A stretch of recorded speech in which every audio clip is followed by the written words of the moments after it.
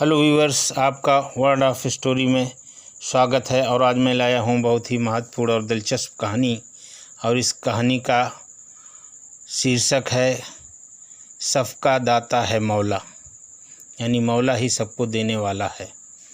तो इस कहानी में आइए देखते हैं कि मौला ही सबको देता है या मौला के अलावा भी कुछ दुनिया में देने वाले हैं।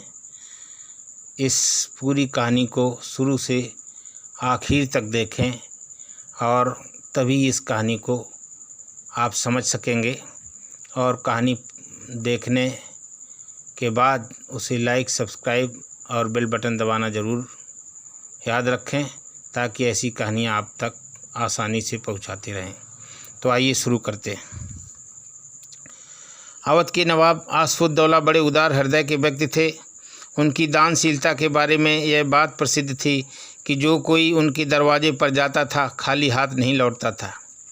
लखनऊ में दो फ़कीर थे जो यह गीत गाकर एक साथ मांगा करते थे, सबका मालिक है मौला, रोटी कपड़ा देगा मौला, सबके दुख हर लेगा मौला। दोनों फ़कीर सुबह से शाम तक लखनऊ की गलियों में चक्कर लगाते थे, फिर भी भरपेट रोटी और तन ढकने के लिए पूरा कपड़ा नहीं मिलता था।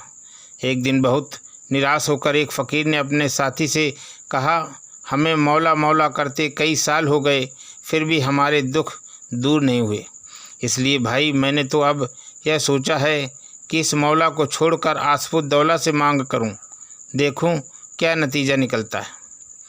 दूसरे फ़कीर ने बहुत समझाया कि चाहे मनुष्य पर कितनी ही विपत्तियां पड़े, उसे ईश्वर को नहीं भूलना चाहिए। तुम संतोष रखो, ईश्वर ने चाहा तो हमारे दिन जरूर फिरेंगे। किंतु उस फ़कीर ने अपने साथी की बात नहीं मानी। उसने नवाब को खुश करने के लिए एक तुकबंदी की और अगले दिन आसफुद्दौला की डेहड़ी पर जाकर अलख जगाई, जिसे न दे मौला उसे दे आसफुद्दौला। और ये कहने लगा। नवाब आसफुद्दौला की दरवाजे पर जाकर, डेहड़ी पर जाकर वह जिसे न दे मौला उसे दे आसफुद्दौला, ये बार बार कहने लगा। नवाब आसफुद्दौला सामने के कमरे में बैठे हुए थे। फ़कीर के ये शब्द सुनकर बहुत खुश हुए और नौकर को भेजकर उस फ़कीर को दरवाजे पर बैठने का आदेश दिया। फिर एक कर्मचारी के कान में कुछ कहा। उस कर्मचारी ने थोड़ी देर बाद 2 खरबूजे लाकर उस फ़कीर के हाथ में दे दिए। फ़कीर खरबूजों को देखकर बहुत दुखी हुआ। जिस दरबार से सैकड़ों रुपए मिलने की आशा थी, वहाँ से सिर्फ 2 खरबूजे मिले।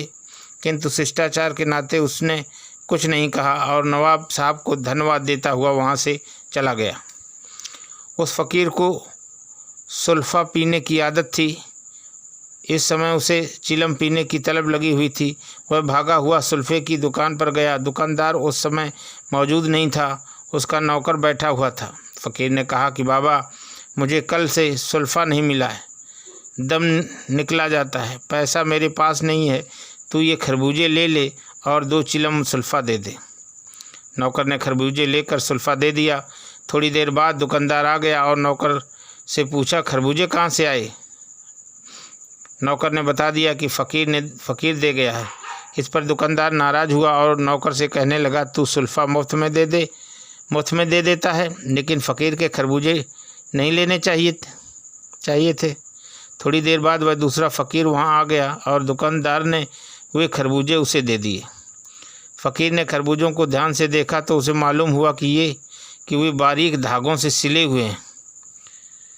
फ़कीर ने झोपड़ी में जाकर खरबूजों को चीरा तो उनमें हीरा जवाहरात निकले। फ़कीर ने उन्हें 5000 रुपये में बेच दिया और भीख मांगना बंद करके बड़े ठाठ से रहने लगा। कोई 8 दिन बाद वह पहला फ़कीर नवाब आसफुद्दौला के दरवाजे पर पहुंचा और वही आवाज़ लगाई, जिसे न दे मौला उसे दे आसफुद्दौला। नवाब आसफुद्दौला ने फ़कीर की आवाज़ पहचान ली। उन्हें बड़ा क्रोध आया कि उसे हज़ारों रुपए का माल दिया, फिर भी इसे संतोष नहीं हुआ। उन्होंने फ़कीर को बुलाकर खरबूजों की बात पूछी। जब फ़कीर ने सब हाल सुनाया तो नवाब साहब की आंखों में आंसू आ गए। बोले कि मुझे अपनी दानशीलता पर घमंड हो गया था। वास्तव में देने वाला खुदा ही है। जो फ़कीर खुदा से मांगता था वह मालदार हो गया और मैं जिसे देना चाहता था वह कंगाल का कंगाल ही रहा। और उन्होंने कहा कि जिसे न दे मौला उसे क्या दे आसफुद्दौला, यानी जिसको मौला नहीं देता है उसको आसफुद्दौला नहीं दे सकता है। तो डियर व्यूअर्स, ये कहानी थी दानशीलता की। और दानशीलता बहुत अच्छी आदत है, लेकिन अगर इसमें घमंड या गुरूर पैदा हो जाए तो ये दानशीलता व्यर्थ हो जाती है। तो इससे हमें शिक्षा मिलती है कि हमें दान और पुण्य और अच्छे कामों को करना चाहिए, लेकिन इन कामों को करने में हमें घमंड नहीं करना चाहिए, अन्यथा तुम्हारा दान और पुण्य सब व्यर्थ हो जाएगा। तो उम्मीद करता हूँ ये कहानी पसंद आई होगी, और पसंद आई है तो इसे लाइक करना, सब्सक्राइब करना और बेल बटन दबाना मत भूलें। आगे नए वीडियो में आपके साथ फिर मुलाकात करेंगे। नमस्कार, जय हिंद।